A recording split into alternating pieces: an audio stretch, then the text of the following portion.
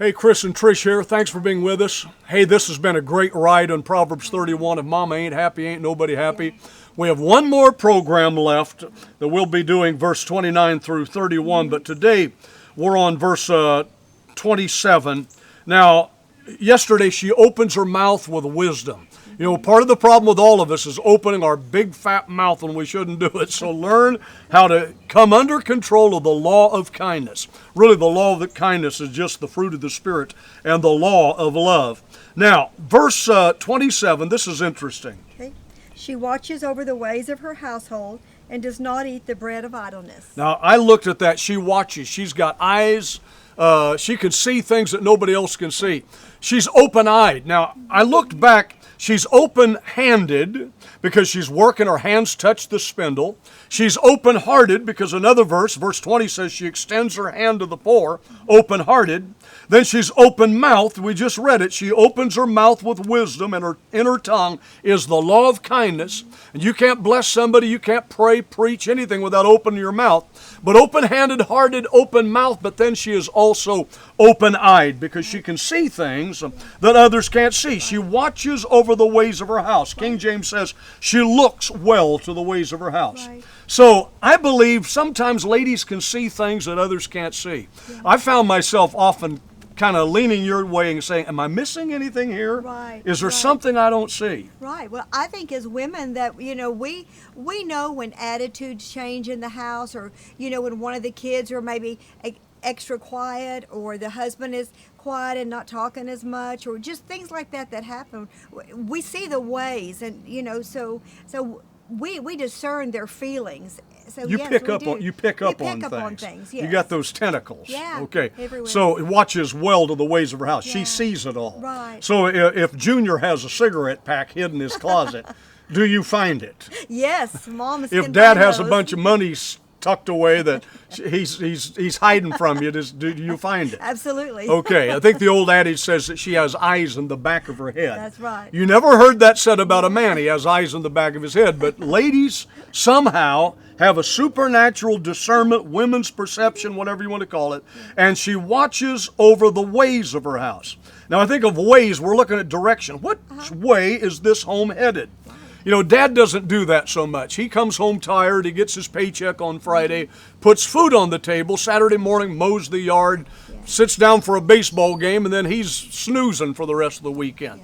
But he didn't care so much about that. But Mom is always making sure that this thing's on track. She looks to the ways of her household. And then it says she doesn't, and I wanted to get to this, she does not eat the bread of idleness. Let's talk about eating a little bit. We're on husbands and wives. I heard that there are 40 million Americans that are overweight, and that's in round figures. That's so true. And remember when Daniel saw the writing on the wall? It said, thou art weighed in the balances and art found wobbling, or something to that effect. And one guy said he had a balanced diet. He ate a cheeseburger in each hand. Well, okay, enough on eating. But she does not eat the bread of idleness. And bread is a flour substance, so the bread of idleness, whatever somebody's sitting on a couch watching afternoon soap operas, what would that flour-based bread be? That's Twinkies. Yes.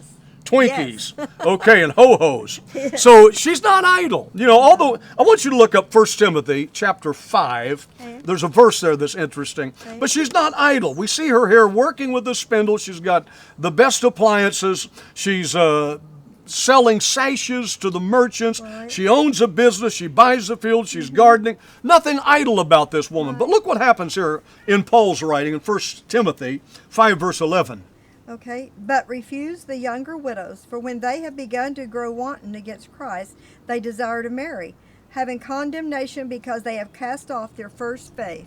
Next verse. And besides, they learn to be idle, wandering about from house to house, and not only idle, but also gossips and busybodies, saying things which they ought not. Okay, so what happens when you live in idleness? Mm-hmm. You start to wonder, your mind starts to wander. Right. Then pretty soon your mouth starts to wander. Right. From house to house, not only idle, but gossips and busybodies. Right. Speaking things that they ought not. We just read that in her mouth or in her tongue is the law of kindness. But when you're idle, you start saying anything, yakking, gossiping about everybody else, and that should not be in the Proverbs 31 woman.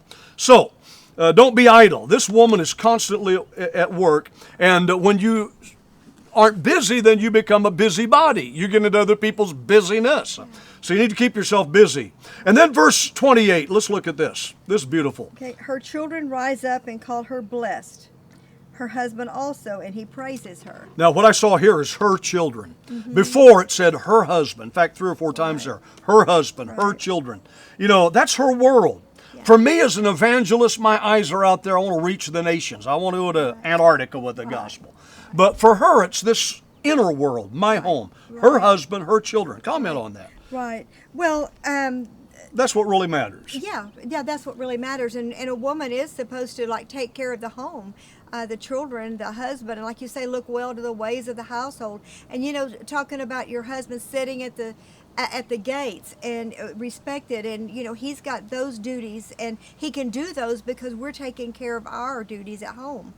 By looking well to the ways. Okay, let's look at this word on praise here before we close. Okay. Her children rise up and call her blessed. Right. In other words, when mom walks into the room, the boys all stand at attention. There's mama. You're blessed, Mom. Well, that doesn't happen in too many homes, but it does in this model home. They rise up. Now, there's a lot of different ways a young man can rise up. We raise them up by training them, teaching them. When they've got that certificate or that PhD or whatever it is from college, that in itself, they may not even have to say, Mom, I bless you. They may not even say Happy Mother's Day.